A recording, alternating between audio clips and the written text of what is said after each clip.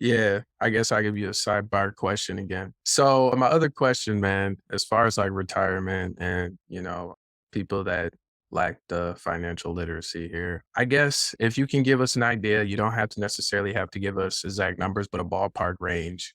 And this is not including people that are working that have a 401k or 403 plan or whatnot.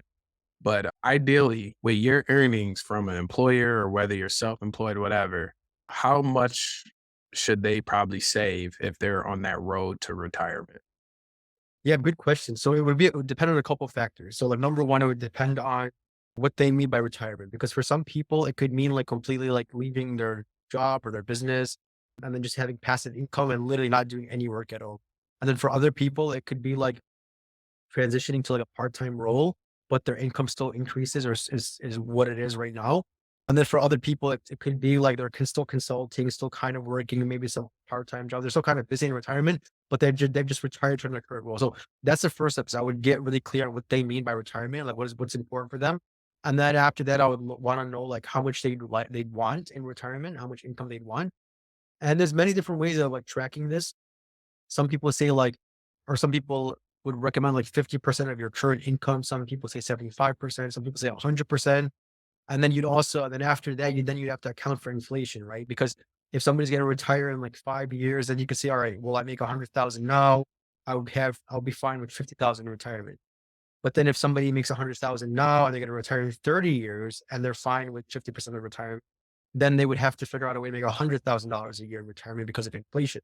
So the time periods also, and then what are they currently doing for their retirement? So like you want to know if they have any current 401k plans, IRAs, 403bs. If they don't have any of those things, then you want to look at like their business and then also look at their business as is their business, are they able to like retire off their business? Like just give their business to like a family member and then keep earning passive income from it? Or would they have to sell it? Is their business even sellable? Because not all businesses are sellable.